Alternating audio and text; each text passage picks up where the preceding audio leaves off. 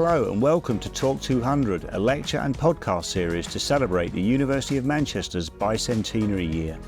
Our 200th anniversary is a time to celebrate 200 years of learning, innovation and research, 200 years of our incredible people and community, 200 years of global influence. In this series, you'll be hearing from some of the nation's foremost scientists, thinkers and social commentators, plus many other voices from across our university community, as we explore the big topics affecting us all. In this episode, we're exploring Manchester's vibrant cultural landscape and its symbiotic relationship with our university. From the Industrial Revolution to its metamorphosis into a modern hub of creativity, Manchester has established a rich cultural environment. We'll talk about how the university's initiatives are fostering a culture that is accessible to all. We'll hear how interdisciplinary collaborations are supporting art within marginalised communities, and discuss the ways in which the creative industries support economic growth, enrich civic life, and enhance well-being. Let's discover the stories behind the cultural institutions that made Manchester Manchester and uncover the creative spirit of the city. My name is John McAuliffe. I'm a poet and I'm Professor of Poetry here at the University of Manchester. I also work at the publisher Carcanet, which is an independent poetry press, and I run Creative Manchester, which puts together interdisciplinary research projects from all the disciplines across the university which have an element of creative practice in them. I'm Caroline Bithell. I'm Professor of Ethnomusicology at the Music Department here at the university, and I'm just putting the finishing touches to a book about traditional music and dance in Georgia, that is Georgia in the Caucasus. And I've also been working on different projects together with colleagues from Health Sciences and Manchester Camerata, that's all around their work on music and dementia. I'm Keisha Thompson. I'm currently an Innovation Fellow. I'm formerly the Artistic Director of Contact Theatre. I'm also known as just a freelance artist, writer, performer, facilitator. Also co-chair of Independent Theatre Council and a trustee for Olympias Music Foundation. So can we start talking about the history of the university and how culture maybe has evolved from the early days? Sure. Like just to kind of one of the stories I like to tell about the university, I suppose, is that it's 200 years ago is the start date, but it's a cluster of different institutions, and in some ways it still is a cluster of different institutions, many of which come from the city, others come from national or from international research interests, or who will have principal investigators, professors who drive research in different ways through them. But one of the great stories, I suppose, about culture's fit with the university is the university settlement in the 1890s, when the university was trying to think about how it related to the town. They set up a house and they put the very first social scientists in the UK working in Ancoats and co-producing projects, as we'd say now, and setting questions with the women and the children and the men who were working in the mills in that part of the city. And one of the really interesting things about that is one of the drivers of it was a woman called Esther Roper, who was very involved in a lot of the suffragette movements in the 1890s, and is, we think, probably the first working class woman to graduate with a degree in this country.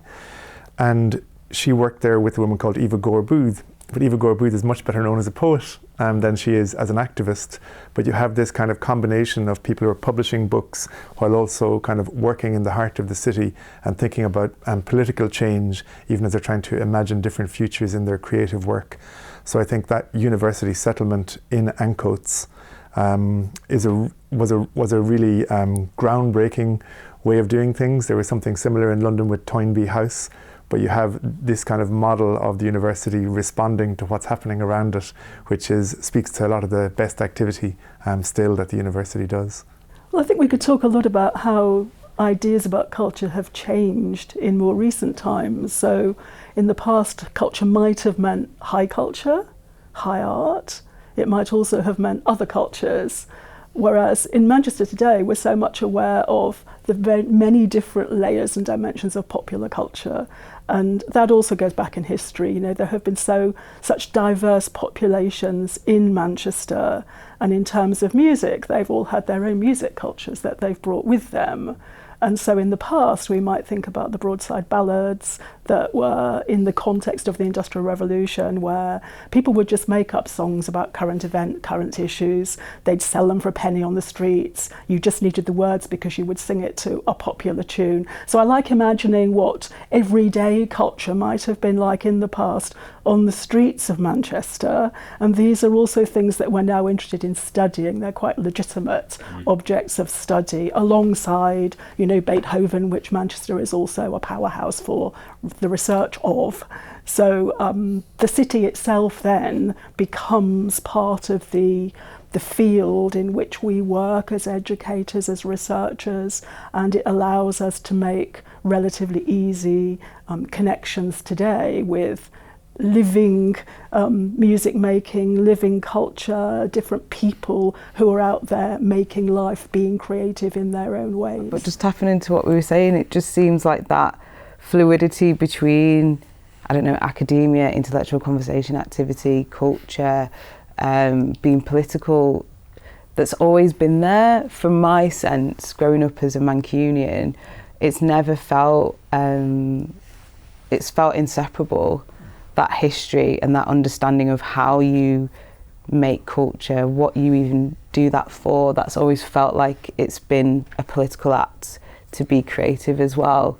My understanding of it when I was growing up, learning about various artists and meeting artists, and then being encouraged to write and create material myself. And then as I've delved further into being more academic, I've been encouraged to bring my creativity and my understanding of culture along with me. And what I enjoy is when you learn about figures or movements and you see how instrumental it is to have these cultural appendages, let's say.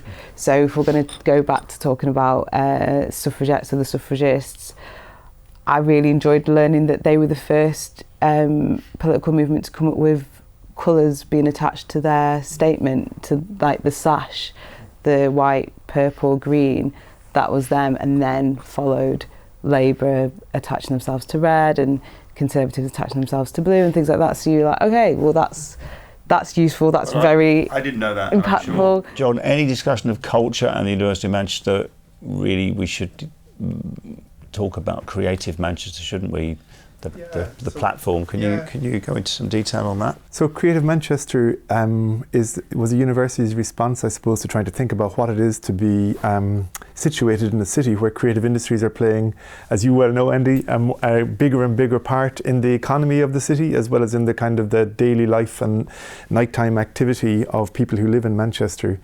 So we just mapped research which had a creative element in it, just trying to figure out how many researchers there might be whose work would touch on this. And there were hundreds of researchers who were grouped around placemaking and thinking about, I suppose, civic responsibilities and civic futures. And then creative industries and innovation more broadly, which might look at publishers, it might look at festival economy, it might look at venues, it would look at people working in the games industry, advertising and marketing, and that huge kind of chunk of work which has grown so much here. And I suppose what's really interesting about it for us is we're putting together, say, architects and engineers alongside social scientists and composers, trying to think about urban space and different ways they might think about it, and framing projects to think critically about what could work better in terms of urban space for the communities who live there. Or we might be putting together professors of nursing,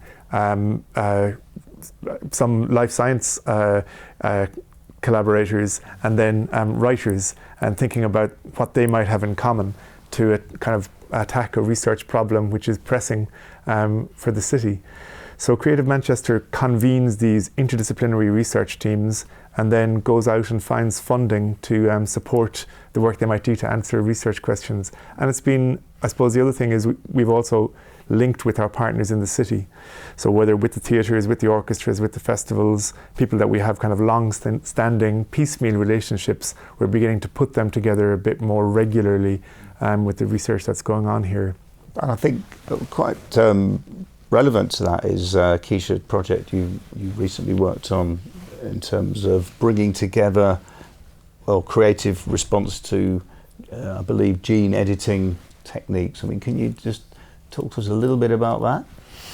Yeah, so I worked with Jerome de Groot from the university, and we managed to get some funding from the University of Manchester and from Lancaster University to support the next iteration of this script that I've been working on for the past 4 years, called The Bell Curves. And I just got intrigued by Jennifer Doudna and Emmanuel Charpentier and their development of CRISPR-Cas9 technology and what it means for gene editing and all the medical ethics attached to that. But immediately I knew that from my position as someone who is an enthusiast for science, but it's not my expertise, I was like, okay, how can I engage with this topic? How can I make it a creative provocation, but allow people to access this information and understand that this is a thing that's happening in the world?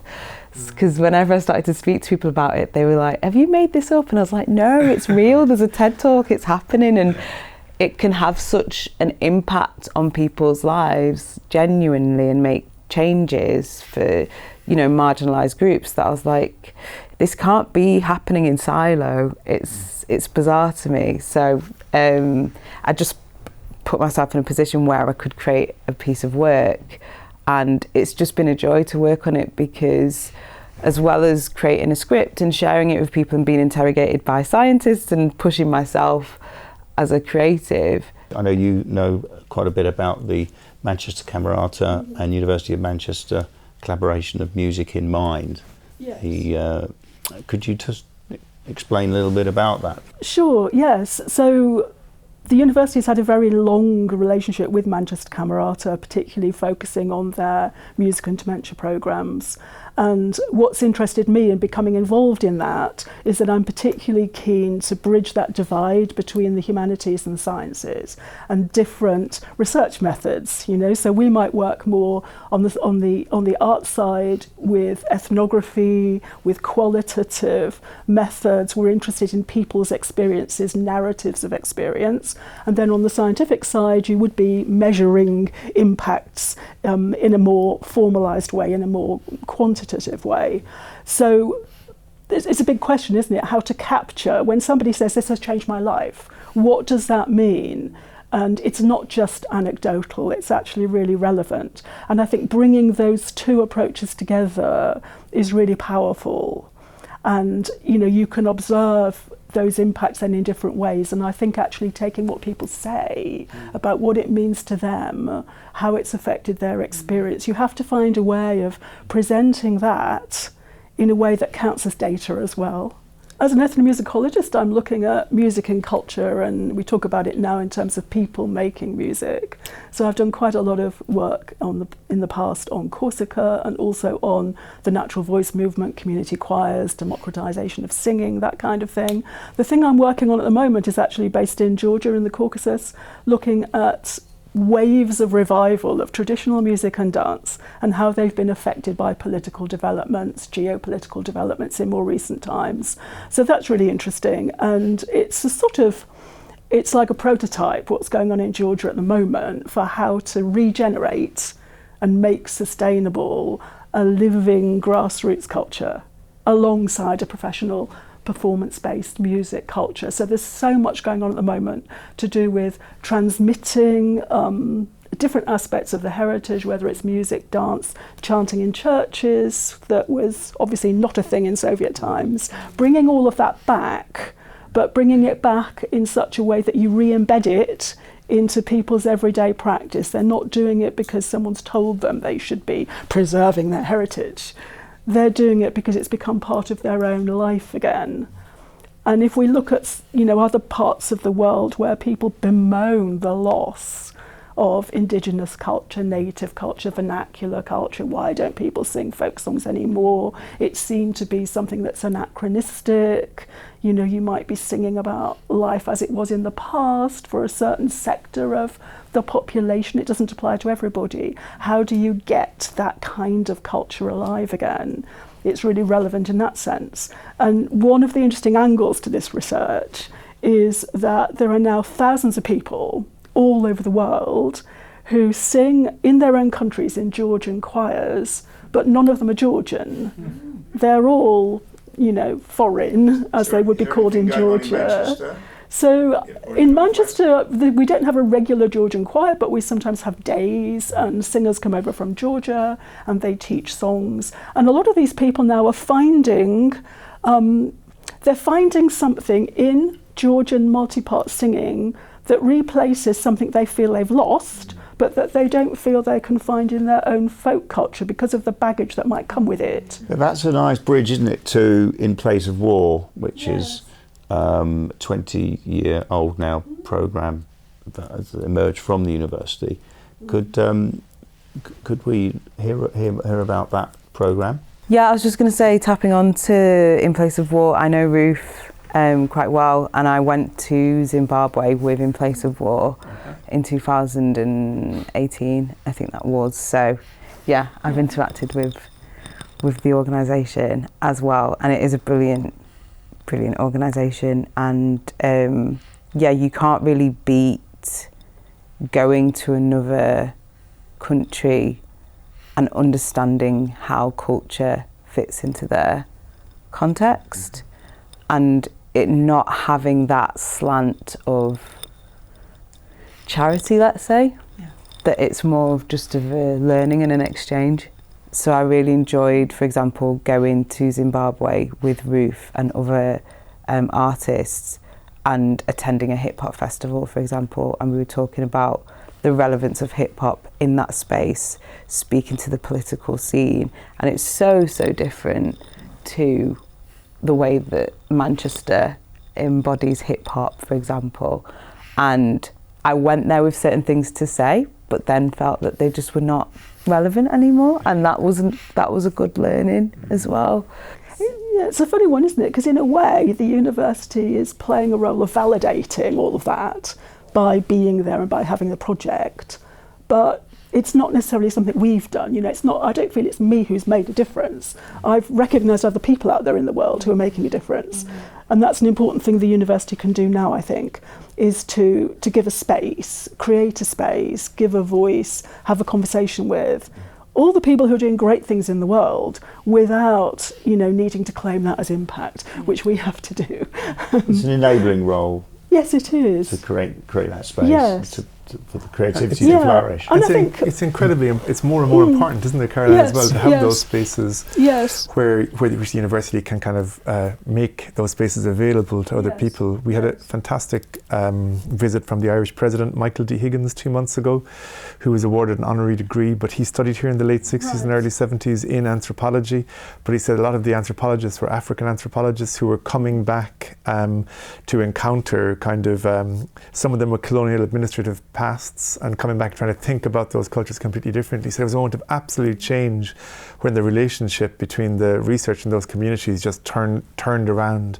And for him, who became kind of like this radical firebrand of a politician kind of all through the 70s, 80s and 90s, particularly interested in Latin America as it turned out, but it was completely formative of his kind of political direction. But he was just saying how vital it was for him then, and how even more important it is now for universities to make these spaces where people can disagree well, people can be invited in, make arguments, test ideas which may not always work, get things wrong, and be able to move on to the next thing. University of Manchester does contain a lot of the group of world-class cultural institutions. Can we talk about how some of them came to be?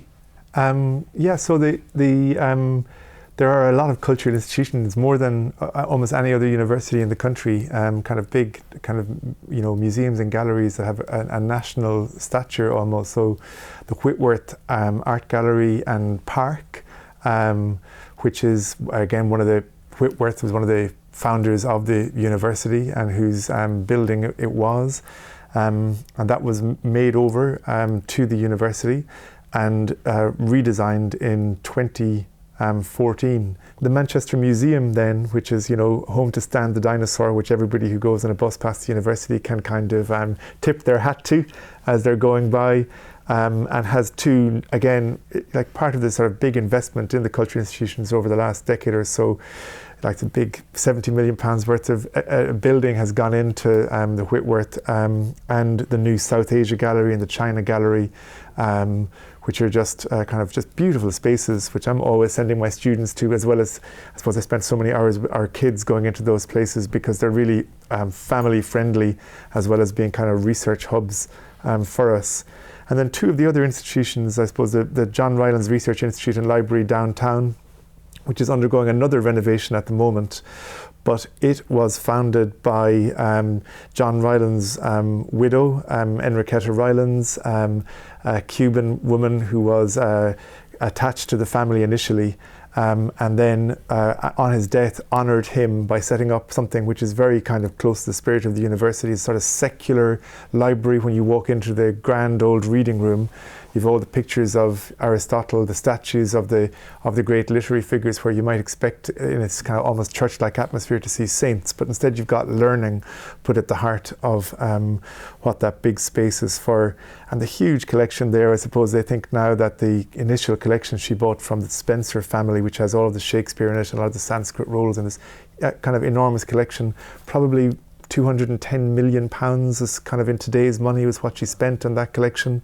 So it has made it one of the great kind of foundational research libraries in the world. And the other one I should mention is Jodrell Bank, which again is outside Macclesfield. It's sort of almost like a hidden space for many people. We're very involved with the Blue Dot Festival out there, but over the years we've run so many literary events in Jodrell, kind of again amazing new gallery space, gardens out there. So that might give you some sense of the range of those cultural institutions. I suppose it's really important to say that for us at Creative Manchester, we really use them to draw in the communities around them.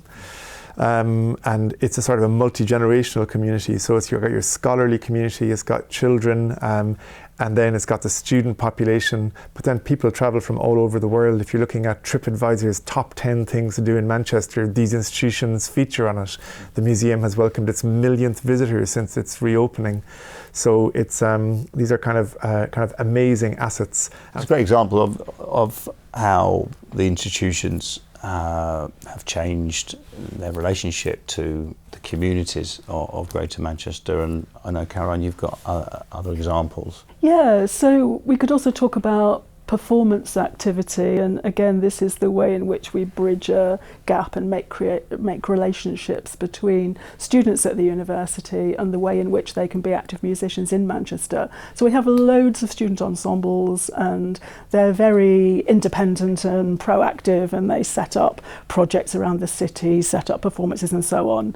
But one particularly interesting one is a klezmer ensemble. So these are students who can enrol on an assessed module in klezmer ensemble performance. So they do a performance that counts as an exam, but they do lots of other things around the city. Can we describe klezmer? Yeah, sort of associated with Jewish communities, Jewish wedding music, Yiddish music. So something that was a big revival sort of outside in the diaspora, if you like, in previous years. And it's become absorbed into folk cultures in some ways. So our own klezmer ensemble, this work was pioneered, in fact, by Richard Fay, who is in the education department, but he's also a musician, a composer. So he has mentored and led this klezmer ensemble. In fact, another thing that Richard's done, which is worth mentioning, another project that he has had, is creating a show that reimagines what would have happened if Manchester's Jewish communities in the past had met with the Irish communities, and what if people from those different communities around Angel Meadow, whatever, what if they played music together? What would that have sounded like? And so he now has shows that put together those two musical traditions in creative ways. And again, this is about reminding us of the very, very rich culture in the past of everyday music making, the way that music was part of people's lives in Manchester, and in this case, representatives of the, many dozens of very, very well established populations in Manchester that have at some point have come, as it were, from somewhere else, but they're now part of Manchester. And that's the other great thing about being based in a city like Manchester. For me, I was already attached to the city very much as an artist, getting established and things like that. But as I engage with people and leave the city or encounter people coming in, I just become more and more proud of the fact that there's this kind of like anthropological soup that you can just have access to if you're from here. And sometimes because it's so experiential, you can take it for granted. So when you get these opportunities to step outside and have these conversations and learn about it a bit more like historically and go, oh, that is what I've been experiencing, that is what it means to be Mancunian, this is what it feels like to grow up in a city where you genuinely feel like you're at the intersect of so many cultures and histories and understandings, and it galvanizes you, it allows you to just travel and engage with people and cultures in a way that it's just, it can't be formalized. So it just makes me very appreciative of being Mancunian. I suppose there's something, like Keisha staying has mattered so much to the city of Manchester as well. And 3 years ago, the first time a major national literary prize was held, a prize ceremony was held outside of London, was because Keisha brought the Forward Prizes for poetry to the Contact. And it's sort of one of these amazing things sometimes about this country, and you just think that cannot be the first time. And it was the first time it had ever happened that a major literary prize was awarded outside of London. And then the following year they went to another great northern city of Leeds, and you just feel like they could see that it worked and they were able to do it again. So it does really matter, that we have such great Mancunians here. And in literature, City of Literature Festival, can you? Yeah, so UNESCO City of Literature is it's a status which was awarded to Manchester in 2017. And in 2019, the charity was set up with Manchester City Council, our neighbours at Manchester Metropolitan University, and ourselves as the three stakeholders in the organisation. We are always outnumbered on the board by trustees from community writing organisations, because UNESCO awarded us this this mark of quality, which I'm wearing the little red badge for UNESCO City of Literature this morning. Because they could see that it was a city of libraries. They could see that there were the great historic libraries. They could see there was this amazing civic library structure across the borough of Manchester, but also that it was a city in which literature took place in many languages.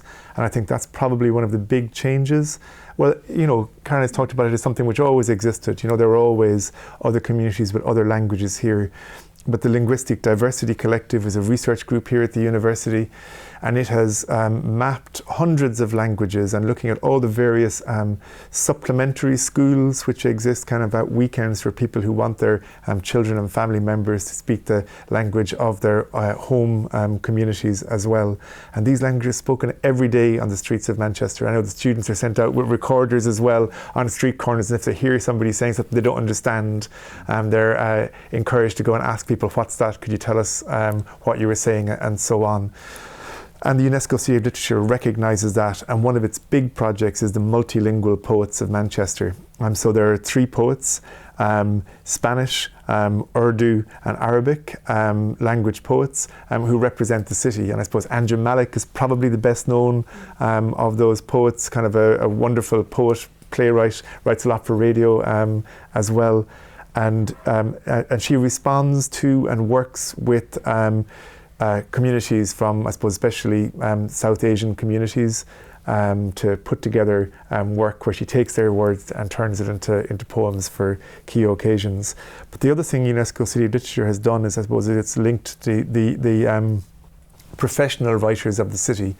So here at the university, Jeanette Winterson clearly has been born in the city and came back and is nearly 10 years working with us now, and just a wonderful writer, a great encourager of our students as well, and a great supporter of this project. Lem Sisse, again, and Lem always comes back and is involved in projects with us every year to do UNESCO City of Literature. And then people like Ian Maguire, whose novel The North Water was turned into a big TV miniseries a couple of years ago, and many of our students who are getting up for who are in the prize list artists every year. Carmilla Shamsi is another. So there's this wealth of professional writing alongside the community writing and the growth of publishing in the city, which has accompanied this sort of the affiliation with UNESCO. So that Hachette and others, and Manchester University Press, of course, Andy, your own publisher, who are kind of like a cultural institution themselves at the university, and who have more and more to do with Manchester in their list as well. So UNESCO City of Literature can't take the credit for all of that, but it tries to coordinate and bring together a lot of that activity. Well, we've been given the accolade because of the rich, fertile, creative soup in Keisha's phrase, which is, really appropriate, isn't it? Because, there's so much going on, and then looking forward, I mean, what are the kind of aspirations and what can listeners to this podcast look forward to maybe in the next few years coming out of the cultural output of the university and of the city? Yeah, I think I'm putting together a course called On Creativity at the moment, which is looking at what creativity means in Manchester now, and looking at the history of creativity. And I suppose trying to break down the idea that creativity is about individuals, and that creativity actually is to do with having support systems and networks in place, and that any book is going to involve not just a writer, but it's going to involve communities where that writing will get tested. It's going to involve publishers, it's going to involve design, it's going to involve readerships and audiences as well. And I think that is something which, it's been a tough 15 years or so in terms of funding for the sector I'm most involved in, which would be poetry, which I suppose has always depended, and does in every country in the world, which has a kind of a poetry networks, on some kinds of state funding, and that money has either frozen or disappeared for many organisations over this last 15 years or so.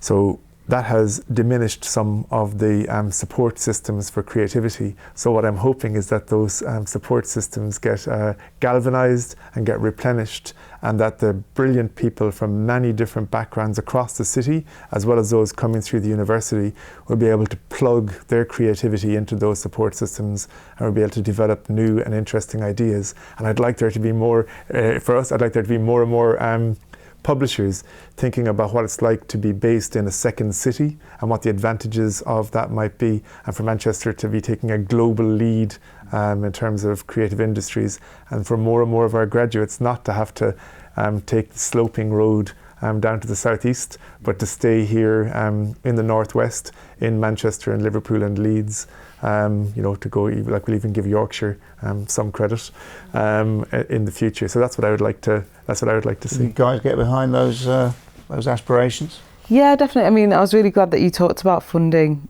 John, because it's a big thing that we have to just acknowledge.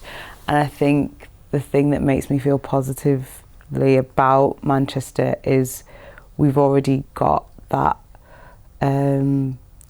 history of connecting outside of our sector. So the links that we were talking about with regard to health and creativity and culture, sport and culture, they're starting to interact a bit more.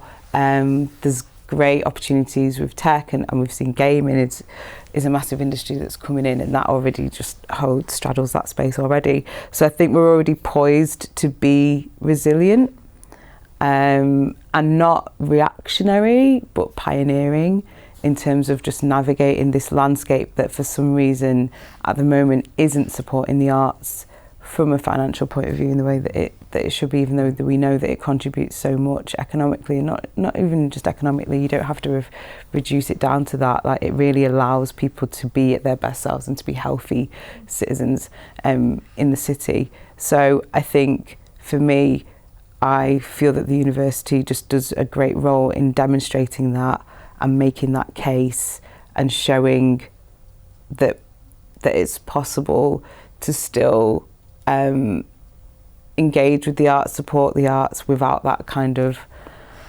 whilst we're figuring out how to fund it. Basically, whilst all of that's changing and is being like hijacked politically, unfortunately, I still feel quite positive that Manchester's still doing a lot, and it's just so networked. I think the anchors as well in Manchester of the university and the other universities and the city council, we have lots of great anchors here. So it is, and it is, things are thriving, to like really, but it feels like, in terms of music even, I'm just thinking, like, you've gotten the Halle, you've got the BBC, you've gotten Manchester Camerata, Manchester Collective, there's just so much exciting, and the ENO, coming to Manchester as well, and that's alongside so much community music, so it's a very exciting time. You just feel that you want to make sure there's a good following wind as well behind it. I think it's really important to preserve and expand and to lay claim to different spaces for allowing everyday creativity to flourish, if you like, and that people can just be creative in some of the spaces anyway.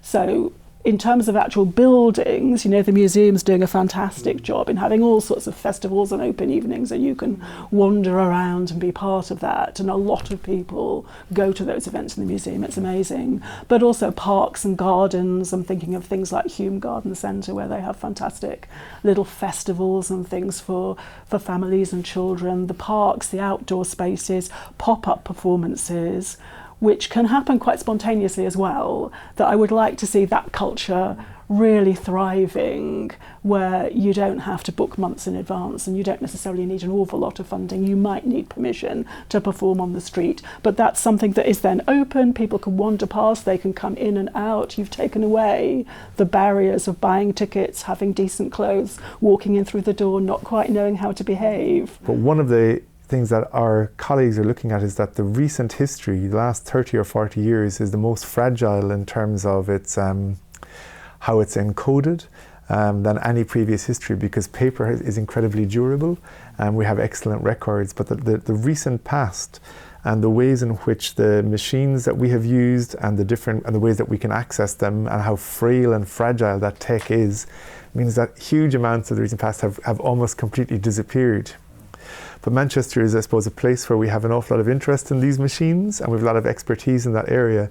So it'd be really interesting if Manchester became one of the centres for trying to think about how the digital present and recent past stays available for us to and our future descendants to learn from as well. So that's one thing. I know that's something the Rylands is certainly leading out on behind the scenes down there. I think one thing that's already started is the possibility of being more active in the virtual world, which then breaks down the physical barriers of place and time to some extent. And that started in lockdown, of course. So a lot of us had the experience of moving our concerts online, moving our workshops online, and just realising that people from different parts of the world living in different time zones could be, for example, something I was researching at the time was how they could come together on Zoom and actually have a Georgian singing workshop taught by somebody in Georgia. And there might be, someone from Madagascar, somebody from New Zealand, people from Canada, Finland, Israel, Germany, the UK, all meeting and finding a way to make that work.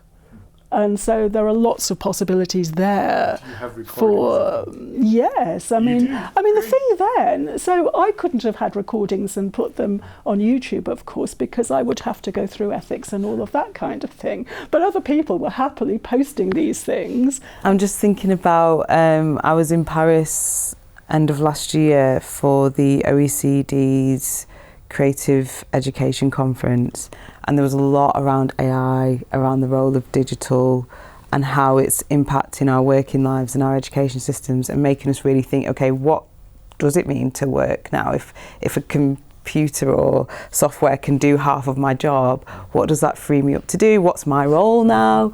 And then education systems, it's like, well, we had to do an activity that was really fun of just imagining what would school look like in the next 100 years. And I drew a picture of like a girl with just a chip in the back of her head, and she's just sat in a park and she's having her own kind of bespoke experience.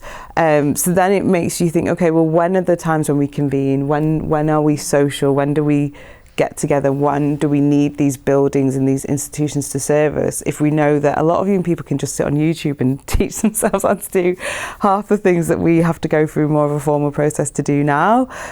So I do like that we're in this kind of moment where we're being really critical and kind of pulling things apart and It's putting them questioning back the together very again. purpose of a university. Yeah, In but one respect, isn't not it? in a threatening way. No, in a opening out Yeah. conversation, perhaps, John. Yeah, well, I was thinking about Alan Turing, I suppose, who's one of the other defining figures of the last century in terms of what people think happened in Manchester intellectually.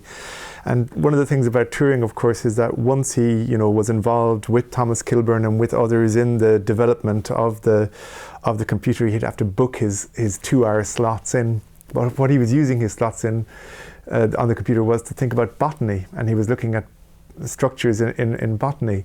And then he was also involved, because of course he could only get on for 2 hours at a time, and he was involved in a lot of debates that would have taken place with Samuel Alexander's protege, Dorothy Ellis. I'm after getting that name wrong, I'm sure I am. But it was in the philosophy department, and that was where, and she chaired these famous discussions about what a humanities scholar was, as opposed to what an AI or a robot, a thinking robot, might be able to do, and what artificial intelligence was. And one of the key kind of responses that came out of those interdisciplinary discussions was, one of the questions was, can AI be human? But one of the things, of course, that the philosophers and the arts scholars came back with, can mathematicians be human? as a more important question, if they were framing things only in these terms.